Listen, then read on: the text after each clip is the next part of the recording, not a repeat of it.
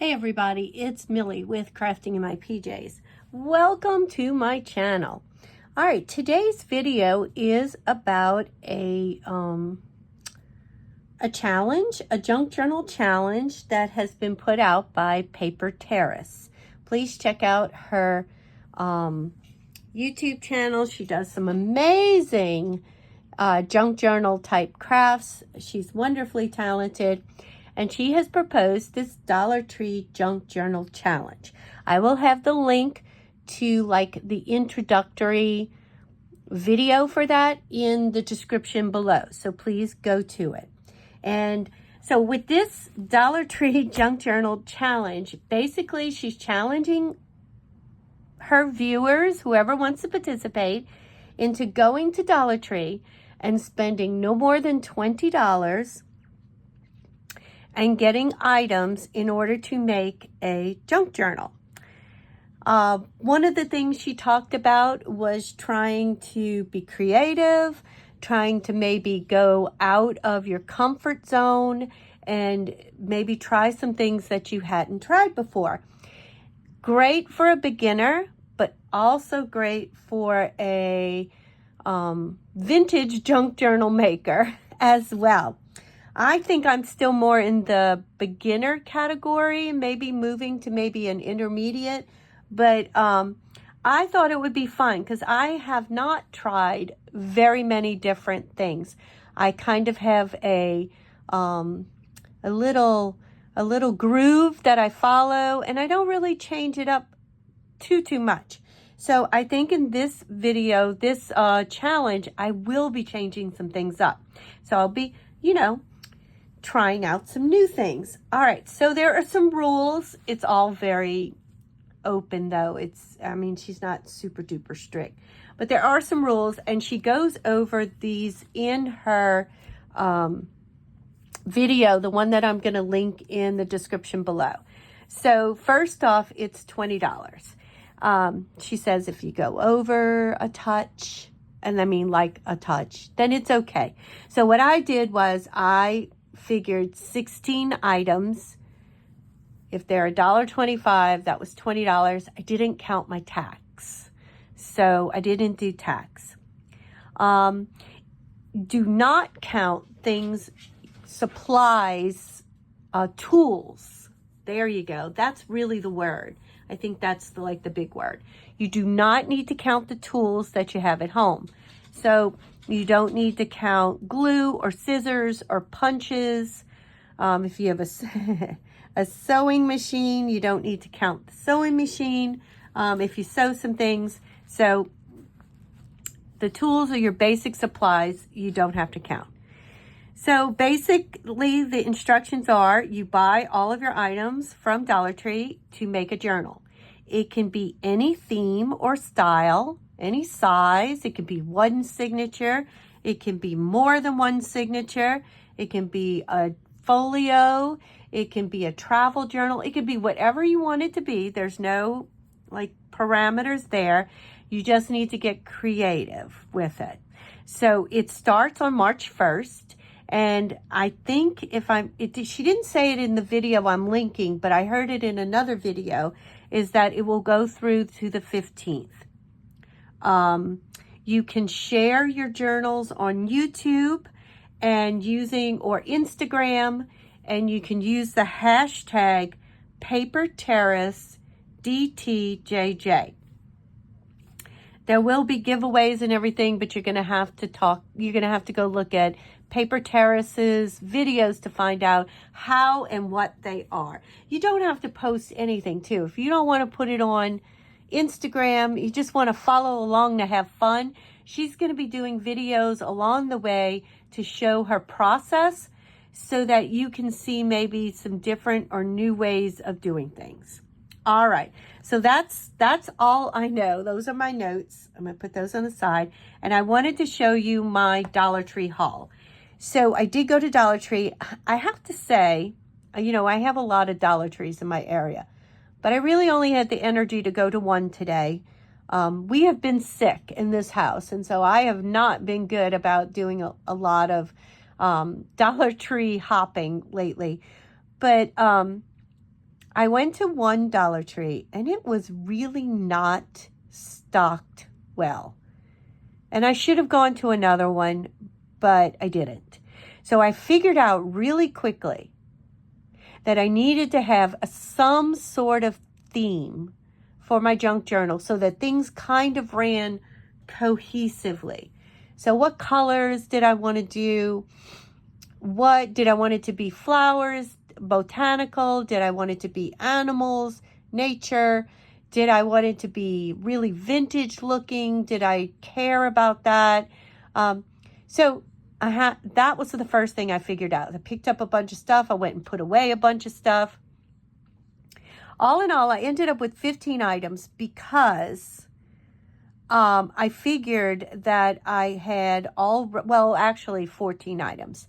I already had manila folders that came from Dollar Tree, and I did not see the need to buy another pack of manila folders. So I'm just counting the manila folders that I use in this project as one item purchase. The other thing is I will most likely put in some doilies. I already have some doilies at home. I haven't been able to find doilies at my Dollar Trees. So I already had doilies, so I'm counting that as number 2. And as I went through the store, I did finally settle on sunflowers. So maybe flowers or nature in general. And I also kind of settled on this navy blue. So maybe the yellow with the navy blue I thought would be really pretty. So to start with, I think I'm making my junk journal basically out of a placemat. This is a placemat. A quarter of it, which is, technically a half of it, I think would make a nice junk journal. It's 5.5 by, so 8 by 5. I think that's a really good size. The spine's going to take up. I'm probably only going to have a couple of signatures, and I probably will use the manila folder on the inside to give it some stability, but not that much. I kind of want it to be a little flexible. So this is going to be the cover for my junk journal. And I'm not quite sure exactly the size. Because it's a placemat, I can play around with my sizing. Because some of if the signatures, depending on how many, will take up with the bulk. So anyway, let me stop babbling on about that. This is going to be my cover. So my cover is going to be a placemat. I've never used a placemat as a cover, so I thought, and I've never done a soft journal, which this technically will be a soft journal. So I think that will be really cool.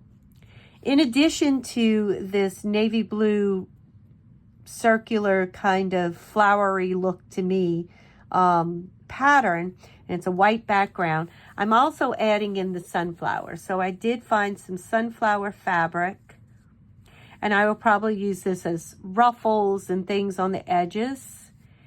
And I also found some sunflower burlap, which I will probably be cutting out the sunflowers and using them as decoration on the cover of the journal as well as within the journal.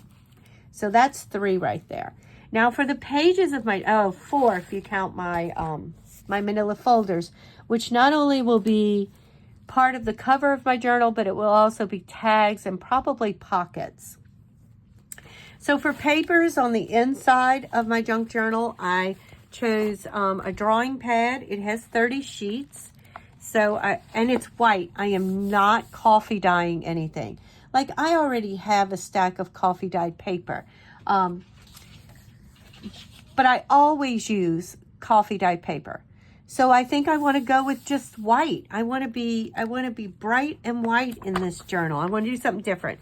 Again, this is 9 by 12. So if you, it'll be 6 by 9 by 6, folded in half. So I think that would be a good size. I'm going to kind of That'll be my basis for my pages, my signatures. I just bought a little doodle journal that had lines and kind of some lines. Again, that will be folded probably this way to be some different sizes. And then I picked up this Small Gardens magazine there, and it had lots of nice botanical type pictures in it. I thought that this would be pretty inside the journal as just some color breakup, since I typically use digital kits when I make a journal. And since I'm not going to have any digital kits in this one, this is going to give me some of my different colors and textures. So I'm at 3, 4, 5, 6, 7. That's 7 right there. To complement the cover, I went ahead and got a pack of tissue paper. Can use this as some pages, can make some pockets out of it, can make some, Mod Podge it onto tags. As background, I think it'll be really pretty. So again, more texture. Then I found, this is the only color they had. And I have a bunch of these already, but I don't have solid yellow, so I didn't feel bad about buying another pack.